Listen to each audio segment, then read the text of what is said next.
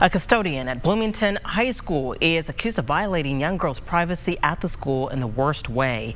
And tonight he is charged with video voyeurism, filming girls inside a locker room. Bloomington police say a group of teens found a cell phone concealed in a trash bag in a locker room Thursday night.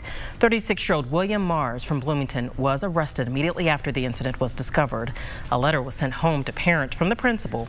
It in part says, "We had a custodian who allegedly had a camera in the swimming locker room. Our administration investigated and immediately contacted the police department.